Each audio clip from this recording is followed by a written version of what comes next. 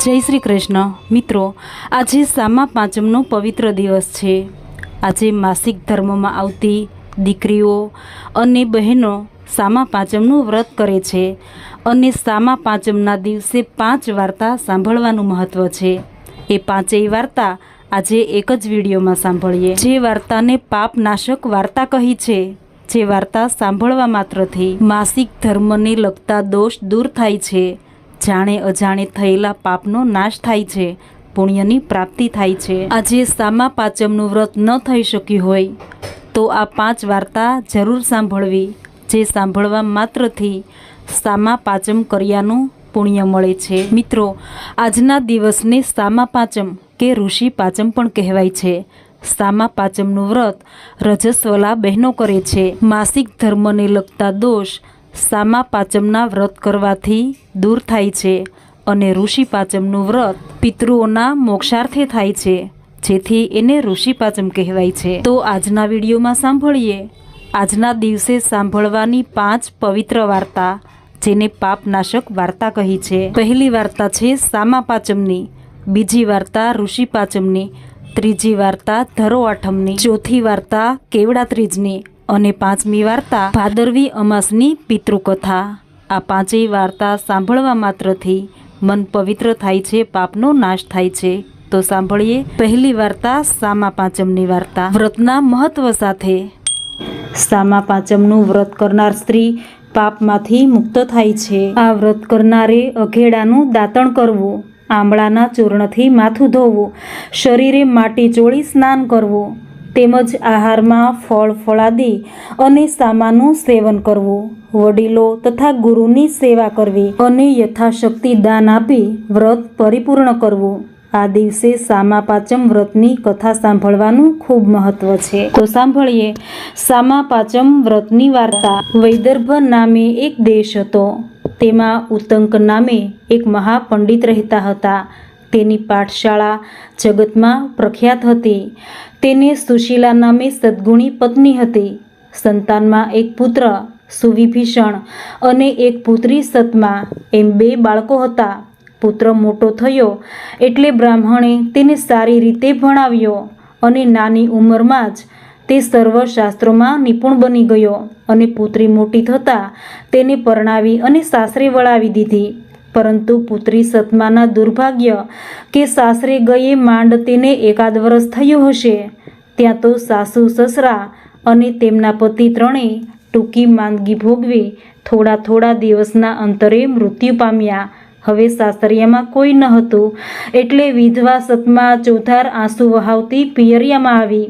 દીકરીની આવી દશા જોઈ બ્રાહ્મણ ઉત્તંકનું મન માનવ સેવા તરફ વળ્યું। તેને થયું કે માનવ ધર્મ કરતાં મોટો બીજો ધર્મ કોઈ નથી। ઘરના બધાને બ્રાહ્મણની આ વાત ગમી અને ઘરના બધાએ ગંગા કાંઠે આશ્રમ બાંધીને રહેવા લાગ્યા। બ્રાહ્મણ ઉત્તંકની વિદ્વતા જોઈ આસપાસમાં રહેતા બ્રાહ્મણો પોતાના સંતાનોને એના આશ્રમમાં ભણવા મોકલવા માંડ્યા। ઉત્તંક વિદ્યાર્થીઓને સારી રીતે શાસ્ત્ર ભણાવતા અને ધીમે ધીમે તેની ખ્યાતિ વધવા લાગી અને દૂર દૂરથી વિદ્યાર્થીઓ તેના આશ્રમમાં ભણવા આવવા લાગ્યા। એક દિવસ વિધવા સતમા ઉપર કુદરતનો કોપ ઉતરી આવ્યો। તે આશ્રમ પાસે ઝાડ નીચે અમસ્તી સૂતી હતી અને એ વખતે એકાએક એના શરીરમાંથી પરુના રેલા નીકળવા લાગ્યા અને આખો દેહ કીડાઓથી ખદબદી રહ્યો હતો। એના દેહમાંથી એવી દુર્ગંધ આવતી હતી કે તેની પાસે તો શું દૂર પણ બેસાય નહીં તેવી તેની દશા જોઈ બ્રાહ્મણ અને બ્રાહ્મણી કંપી ગયા। તેઓ સતમાને સાચવીને આશ્રમમાં લઈ ગયા અને ગરમ પાણીથી સારી રીતે નવરાવી। એ સાંજે પંડિત ઉત્તંકે સમાધિ દ્વારા જોયું તો ખબર પડી કે પરભવમાં તેની પુત્રી સતમા એક બ્રાહ્મણની પત્ની હતી, પણ રજસ્વલા ધર્મ તે બરાબર પાળતી ન હતી। રજસ્વલા સ્ત્રીએ પાળવાના બધા નિયમો તેણે અવગણ્યા હતા। તે પરભવના પાપને લીધે આ ભવમાં તેની નાની ઉંમરમાં વૈધવ્ય આવ્યું અને દેહમાં કીડા પડ્યા। એક દિવસ પરભવમાં સામા પાચમનું વ્રત કરતી છોકરીઓની તેણે હાંસી ઉડાવી હતી। તેનું ફળ પણ આ ભવમાં તે ભોગવી રહી છે। સમાધિમાં આ બધું જોયા પછી ઉત્તંક બ્રાહ્મણે તેની પુત્રીના પ્રભવની બધી વાત તેની પત્નીને જણાવી. તેની પત્નીએ કહ્યું કે સ્વામી, એ તો જેવા કર્મ તેવા ફળ, એમાં આપણે શું કરીએ? પુત્રીની પ્રભવની કરણી સારી ન હતી, તેથી આ ભાવમાં તેની એવી હાલત થઈ છે. પોતાનો ધર્મ પાળે નહીં અને જે વ્રત કરે તેને વખોડે, તેની માઠી જ દશા થાય છે. પણ સ્વામી, એ જેવી છે તેવી આપણી પુત્રી છે, તે દુઃખી છે એટલે આપણે પણ દુઃખી. તેના દુઃખનું, પ્રભવના પાપનું કંઈ નિવારણ તમે જાણતા હો તો કહો. આ સાંભળી બ્રાહ્મણે કહ્યું કે મારી બુદ્ધિ એમ કહે છે કે જો તે સામા પાંચમનું વ્રત કરવા માંડે તો તેના બધાય પાપનો ક્ષય થાય અને કાયા નિરોગી થાય. આશ્રમમાં ખાટલામાં સૂતેલી સતમાએ આ બધું સાંભળ્યું અને તેણે વ્રત કરવાનો સંકલ્પ કર્યો અને તેના પિતાજીને સામા પાંચમ વ્રતની વિધિ પૂછી. તો પિતાજીએ આશ્વાસન આપી કહ્યું કે બેટી, તારો પ્રભવ તો તે બગાડ્યો, હવે આ ભાવ સુધારવો હોય તો શુદ્ધ ભાવથી સામા પાંચમનું વ્રત વિધિ સહિત કરવા માંડ, જેને ઋષિ પાંચમ પણ કહે છે. ભાદરવા સુદ પાંચમના દિવસે આ વ્રત લેવાય છે. આ દિવસને ઘણા લોકો ઋષિ પંચમી પણ કહે છે. વ્રત કરનારે ભાદરવા સુદ પાંચમના દિવસે પ્રાતઃકાળે ઉઠી સ્નાન કરી ઘીનો દીવો કરવો, નૈવેદ્યમાં ફળ ફળાદી મૂકવા. દીવો કર્યા પછી વ્રત કરનારે સપ્ત ઋષિનું ધ્યાન ધરવું. ભારદ્વાજ, ગૌતમ, કશ્યપ, જમદગ્નિ, વિશ્વામિત્ર, અત્રિ અને અરુંધતી સહિત વશિષ્ઠ એ સાતેય ઋષિઓને વારંવાર યાદ કરી તેમનું ધ્યાન ધરવું. આ વ્રતમાં ઋષિઓની પૂજાનું મહાત્મ્ય છે. વ્રત કરનારે ફળાહારમાં સામો લેવો. ફળ ખાઈને પણ આ વ્રત કરી શકાય. જમીનમાં થતા શાક પણ આહારમાં લઈ શકાય. ઉપવાસ થઈ શકે તો એ વધુ ઉત્તમ છે. સ્ત્રીઓ શુદ્ધ ભાવથી આ સામા પાંચમનું વ્રત કરે તો રજસ્વલા ધર્મ વખતે જાણે અજાણે થયેલા દોષો નાશ પામે છે. અને સામા પાંચમના વ્રતનો મહિમા વિધિ જાણ્યા પછી તેણે દર વર્ષે આ વ્રત કરવાનો પાકો સંકલ્પ કર્યો. એ સાથે જ તેના દેહની વિકૃતિ દૂર થવા લાગી, પીડા ઓછી થવા લાગી અને 3 દિવસમાં તે બિલકુલ નિરોગી બની ગઈ. જોતજોતામાં ભાદરવો માસ આવ્યો અને સુદ પાંચમનો પવિત્ર દિવસ આવતા બ્રાહ્મણની વિધવા પુત્રી સતમાએ સામા પાંચમનું વ્રત આદર્યું. નાહીને તેણે સપ્ત ઋષિઓને યાદ કર્યા. આખો દિવસ તેમના નામનું રટણ ચાલુ રાખ્યું. આહારમાં માત્ર થોડો સામો લીધો અને રાત્રિના ભજન કીર્તન કરી સૂઈ ગઈ. આ સામા પાંચમ વ્રતના પ્રતાપે સતમાના બધા પાપ નાશ પામ્યા, દોષો દૂર થયા અને તેને શાંતિ થઈ. આવો મહિમા છે સામા પાંચમ વ્રતનો. જે ભાવિકો આ સામા પાંચમનું વ્રત કરશે, ગુરુજનોની આજ્ઞા પાળશે, આ કથા વાંચશે કે સાંભળશે, તેના અજાણપણે થયેલા પાપો બળીને ભસ્મ થઈ જશે અને સુખ શાંતિ મળશે. તેની કાયા નિરોગી રહેશે, તેને દીર્ઘાયુના આશીર્વાદ મળશે. મિત્રો, બીજી કથા સાંભળીએ ઋષિ પાંચમની, ઋષિ પાંચમ વ્રતના મહાત્મ્ય સાથે. મિત્રો, આજે સપ્ત ઋષિની માતા અરુંધતી સાથે પૂજા કરવાનું મહત્વ છે અને નામાધારી નદીમાં સ્નાન કરવાનું મહત્વ છે. નદીમાં સ્નાન કરવા ન જઈ શકાય તો ઘરે સ્નાન કરવાના જળમાં ગંગાજળ ઉમેરી સ્નાન કરવાથી પાપનો નાશ થાય છે અને પિતૃઓને મોક્ષની પ્રાપ્તિ થાય છે. આજે અઘેડાનું દાંતણ કરવાનું મહત્વ છે, તેમજ શરીરે માટી ચોળી સ્નાન કરવાનું મહત્વ છે. આમ કરવાથી શરીર નિરોગી બને છે, કાયા કંચન વર્ણી બને છે. આજે માતા અરુંધતી સાથે સપ્ત ઋષિની પૂજા કરવાથી અને નામ સ્મરણ કરવા માત્રથી સર્વ પાપ નાશ પામે છે, પુણ્યની પ્રાપ્તિ થાય છે. આજે સવારે વહેલા ઉઠી સ્નાન વિધિથી પરવારી પોતાના ઈષ્ટદેવ સમક્ષ ઘીનો દીવો કરવો અને પ્રસાદ ધરાવી સપ્ત ઋષિ, જેમાં મહર્ષિ વશિષ્ઠ, અત્રિ, ભારદ્વાજ, કશ્યપ, જમદગ્નિ, ગૌતમ, વિશ્વામિત્ર, આ સાતેય મહાન ઋષિઓનું સ્મરણ કરવું. પૂજામાં 7 સોપારી લેવી. આમ સપ્ત ઋષિઓનું સ્થાપન કરવું. માતા અરુંધતીનું પણ સ્થાપન કરવું. માતા અરુંધતીને ચૂંદડી ઓઢાડવી અને સપ્ત ઋષિને જનોઈ ચડાવવી. ધૂપ દીપ કરી ફળ ફળાદીનું નૈવેદ્ય ધરાવવું, આરતી કરવી અને ઋષિ પાંચમની પાપનાશક કથા સાંભળવી. આજે પિતૃ મોક્ષાર્થે પિતૃ નિમિત્તે દાન પુણ્ય કરવું, બહેન દીકરી ભાણેજને જમાડી યથાશક્તિ ભેટ આપવી. આમ કરવાથી પિતૃઓ પ્રસન્ન થાય છે અને પિતૃઓ પ્રસન્ન હશે તો જ વંશવેલો વધશે, તો જ ઘરમાં સુખ શાંતિ આવશે. પિતૃઓના આશીર્વાદથી ઘર સુખ સમૃદ્ધિથી ભરેલું રહેશે, સંપત્તિ સંતતિમાં વધારો થશે, સમાજમાં માન મોભો મળશે. તો આ હતું ઋષિ પાંચમનું મહત્વ. આ દિવસે કરવાના કાર્યો હવે સાંભળીએ. ઋષિ પાંચમના દિવસે સાંભળવાની પાપ નાશક કથા, જેને શ્રદ્ધાથી સાંભળજો. બોલો સપ્ત ઋષિની જય. સતયુગની આ વાત છે. વિદર્ભ નામનો દેશ હતો, જેમાં એક બ્રાહ્મણ દંપતી રહેતું હતું. બ્રાહ્મણનું નામ સુમિત્ર હતું અને પત્નીનું નામ જયશ્રી હતું. જયશ્રી પતિવ્રતા અને ધર્મપરાયણ સ્ત્રી હતી. તેણે ઋતુ ધર્મમાં હોવા છતાં પણ રજસ્વલાપણું છુપાવી ઘરનું બધું જ કાર્ય કર્યું હતું.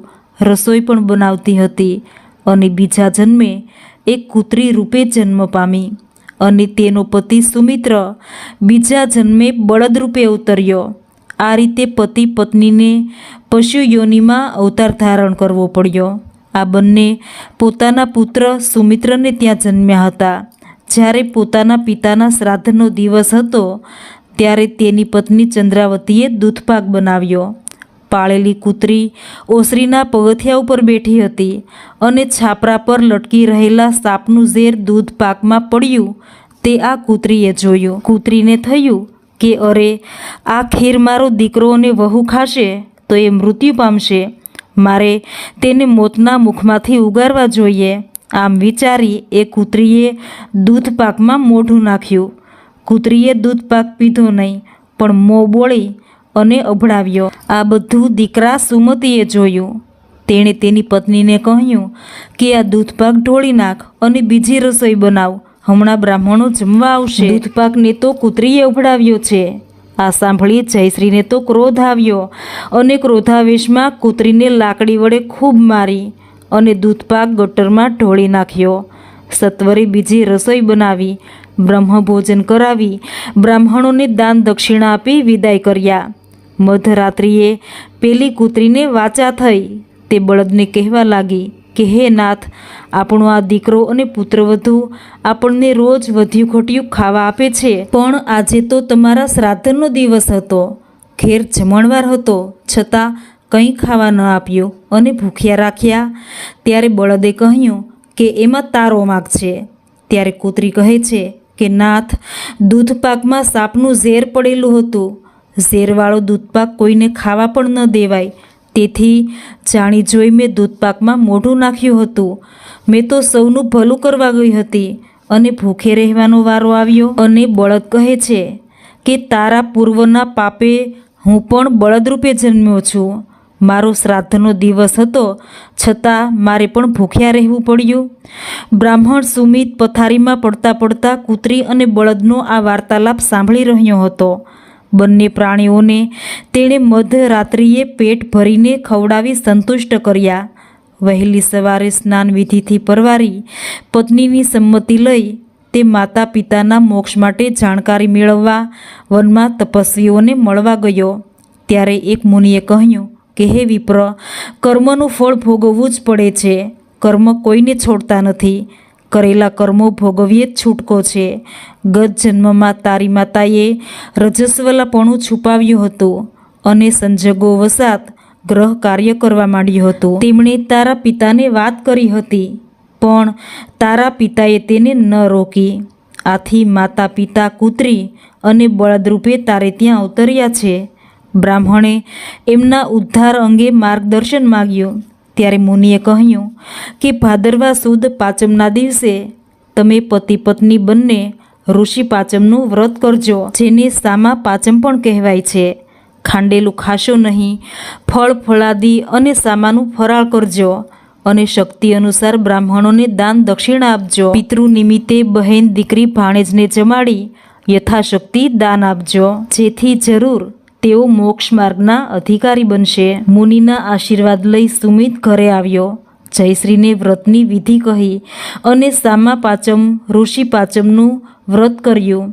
અને માતા પિતાને મોક્ષ ગતિ અપાવી. મિત્રો, પિતૃ મોક્ષાર્થે ઋષિ પાંચમનું વ્રત શાસ્ત્રોમાં ઉત્તમ કહ્યું છે. ત્રીજી વાર્તા સાંભળીએ ધરો આઠમની વાર્તા. ધરો આઠમ વ્રતના મહાત્મ્ય સાથે. ભાદરવા સુદ આઠમને ધરો આઠમ વ્રત તરીકે ઉજવાય છે. આ વ્રત દરેક સંતાનોની માતા કરે છે. આ દિવસે ધરતી માતા અને ધરોનું પૂજન કરવામાં આવે છે. પવિત્ર ધરોનું પૂજન આ દિવસે કરવાથી જેમ ધરો ધરતી ઉપર વૃદ્ધિ પામે છે, તેમ દુર્વાની જેમ વંશવેલો વૃદ્ધિ પામે છે. જે સ્ત્રી આજે દુર્વા એટલે કે ધરોની પૂજા કરે છે, તેના ઘરમાં સંતાનોની વૃદ્ધિ થાય છે. સૌભાગ્યવતી સ્ત્રીઓ પોતાના સંતાનની લાંબી આયુષ્ય, તેના કલ્યાણ અને વંશની વૃદ્ધિ માટે આ વ્રત કરે છે. વ્રત કરનારે આ દિવસે પ્રાતઃકાળે વહેલા ઉઠવું, સ્નાન કાર્યથી પરવારી ધરોની પૂજા કરવી અને પ્રાર્થના કરવી કે હે ધરોમાં, ધરોની જેમ જ અમારા કુળનો વંશ વેલો વધારજો, અમારા બાળકોની રક્ષા કરજો, લાંબી આયુષ્ય, આરોગ્ય, સુખાકારી, વિદ્યા, બળ, બુદ્ધિ પ્રદાન કરજો, મારા કુળનું કલ્યાણ કરી વંશ વેલો વધારજો, એવી પ્રાર્થના કરવી. આ દિવસે ટાઢું જમવું, એકટાણું કરવું, ભોજનમાં ચોખાના લાડુ, ફણગાવેલા કઠોળના વડા વગેરે લઈ એકટાણું કરવું. આ દિવસે ભગવાન ગણેશ અને ભગવાન શંકરની દુર્વાથી પૂજા કરવી. આ વ્રત કરવાથી રોગ, ગરીબી અને નકારાત્મકતાનો નાશ થઈ સુખ, સમૃદ્ધિ, સૌભાગ્ય અને સંતાનની પ્રાપ્તિ થાય છે. આ દિવસે ધરો આઠમ વ્રતની કથા સાંભળવી. કથા સાંભળતી વખતે ઘીનો દીવો કરવો. હાથમાં ઘઉં કે ચોખા રાખી પૂરી શ્રદ્ધાથી આ કથા સાંભળવી. કથા પૂર્ણ થાય એટલે ઘઉં કે ચોખાને પક્ષીઓને ચણ નાખી દેવા. આમ પક્ષીઓને ચણ નાખવાનું પુણ્ય પણ પ્રાપ્ત થઈ જશે. તો મિત્રો, આ હતી ધરો આઠમ વ્રતની વિધિ, તેનું મહાત્મ્ય. હવે સાંભળીએ વ્રતની કથા વાર્તા. જે કથાને પૂરી શ્રદ્ધાથી અને ધ્યાનથી સાંભળજો. એક ગામ હતું. એમાં સાસુ અને વહુ રહે. બંને સંપીને રહે અને આનંદ કરે. સાસુ જે કંઈ કામ કહે તે વહુ ઉમંગથી કરે. સાસુનું વચન કદી ઉથાપે નહીં, ક્યારેય સાસુની કુથલી કરે નહીં અને સાસુની ખૂબ સેવા કરે. તેવી રીતે સાસુ પણ વહુનું માન રાખતી. જે ઘરમાં સાસુ અને વહુ સંપીને રહેતા હોય એ ઘરમાં સદાય શાંતિ રહે છે. એવામાં ધરો આઠમનો પવિત્ર દિવસ આવ્યો. આ દિવસ ભાદરવા સુદ આઠમનો હતો. સાસુએ કહ્યું કે વહુ, ખેતરમાં મજાનું ઘાસ ઉગ્યું છે, માટે ઘાસ વાઢીને ભારું બાંધીને લાવો. અને વહુએ કહ્યું કે બા, આજે મારે ધરો આઠમનું વ્રત છે, આજે મારાથી ઘાસ ન વઢાય, માટે આજે હું ઘાસ વાઢવા નહીં જાઉં, કાલે જરૂર લાવી દઈશ. પણ સાસુએ તો હઠ પકડી અને વહુને ખેતર લઈ જવા તૈયાર કરી. ઘોડિયામાં નાનો છોકરો સૂતો હતો. તેને હિંચોળી વહુએ દાતરડો હાથમાં લીધો. પછી કમાડ બંધ કરી નામરજી હોવા છતાં સાસુ સાથે ઘાસ વાઢવા નીકળી અને મનોમન ધરોમાને પ્રાર્થના કરી કે હે માં, મારા બાળકની રક્ષા કરજો. અને ખેતરમાં જઈ સાસુએ ઘાસ વાઢવા માંડ્યું. વહુ પણ ઘાસ વાઢવા લાગી. પણ ભૂલથી ધરો ન વઢાઈ જાય તેનું ધ્યાન રાખી ઘાસ વાઢવા લાગી. અને સાસુ વહુએ તો ભારા બાંધી ઘરે જવા નીકળ્યા. તો રસ્તામાં કોઈએ કહ્યું કે તમારા ઘરને આગ લાગી છે. આ સાંભળી બંને ભારા પડતા મૂકી ઘરે દોડી ગઈ. ઘરમાં ઘોડિયામાં ફૂલ જેવો છોકરો સૂતો હતો. તેથી વહુ ધરોમાને પ્રાર્થના કરવા લાગી કે હે ધરોમા, તમારું વ્રત મેં સાચા દિલથી કર્યું હોય તો મારા બાળકને ઉગારજો. અને ઘરે આવી સાસુ વહુએ જોયું તો આખું ઘર આગમાં ભરખાઈ ગયું હતું. વહુ સમજી ગઈ કે જરૂર આગમાં મારો છોકરો બળી ગયો હશે. અને સાસુ વહુ તો પાડોશીમાંથી પાણી લાવી ઘરમાં પાણી છાંટવા લાગી. ધુમાડો નીકળતો બંધ થયો. આગ ઠરી ગઈ. એટલે વહુ તો ઘરમાં ગઈ અને જોયું તો છોકરાના ઘોડિયા ઉપર અને ચારે બાજુ લીલી ધરો વીંટાઈ ગઈ હતી અને ઘોડિયામાં સૂતેલો છોકરો રમી રહ્યો છે. વહુએ છોકરાને ઘોડિયામાંથી બહાર કાઢ્યો અને સાસુના હાથમાં મૂકતા કહ્યું કે માં, મને ધરો આઠમનું વ્રત ફળ્યું.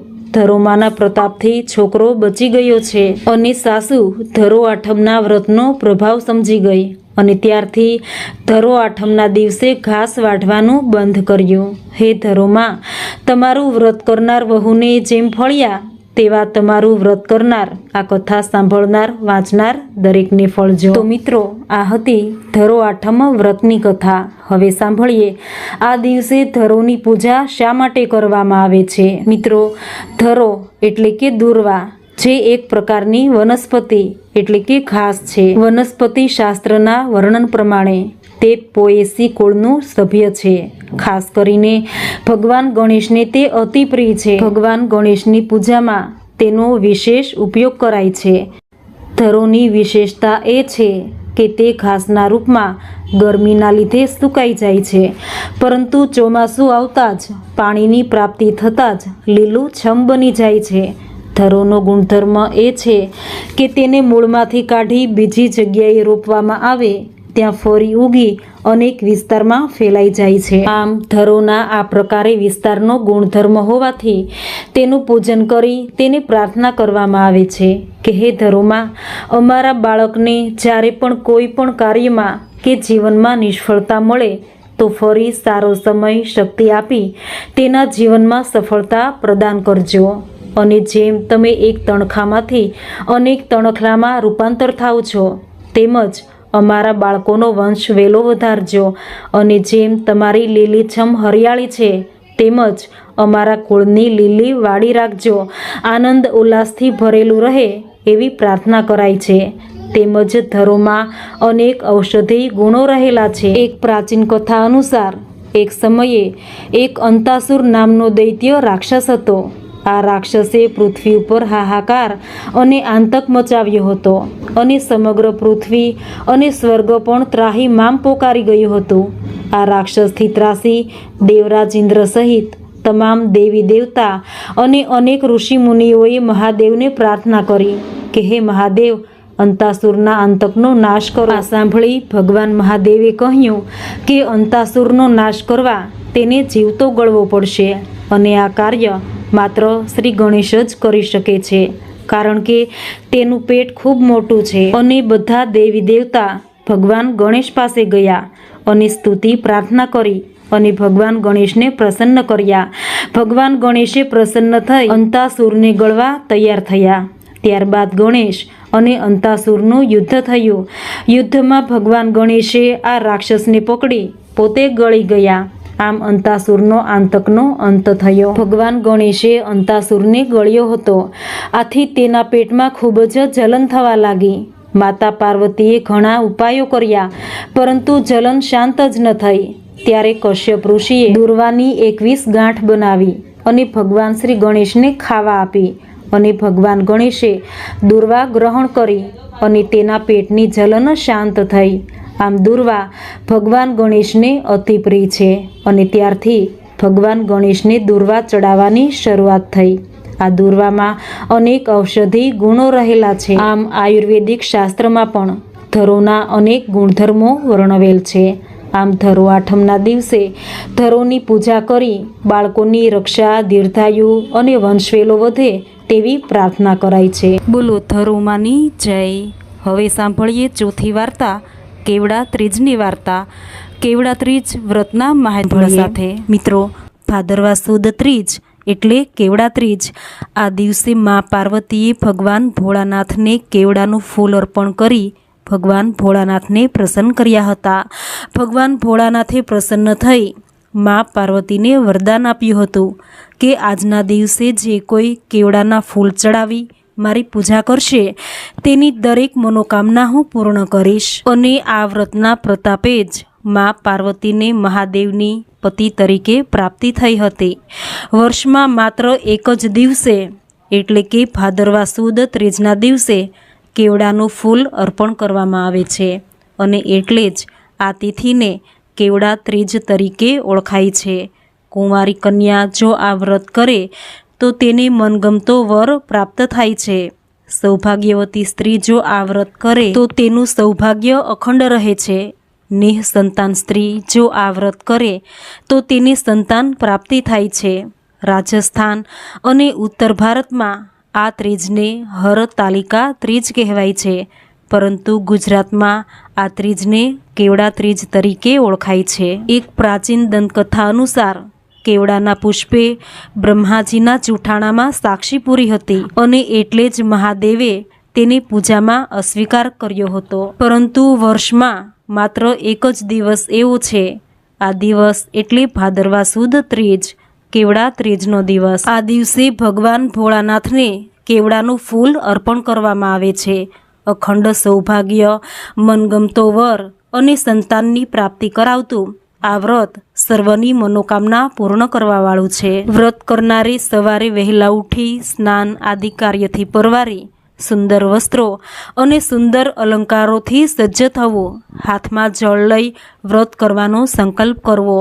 પ્રથમ ભગવાન શ્રી ગણેશનું પૂજન કરવું, ત્યારબાદ માટીમાંથી શિવલિંગ અને મા પાર્વતીની પ્રતિમાનું નિર્માણ કરવું, તેની સ્થાપના કરવી અને મા પાર્વતી અને ભગવાન શિવની એકસાથે પૂજા કરવી. મા પાર્વતીને સૌભાગ્યના શણગાર જેવા કે કંકુ, ચૂડલી, માળા, ઝાંઝર, ચૂંદડી વગેરે વસ્તુઓ અર્પણ કરવી.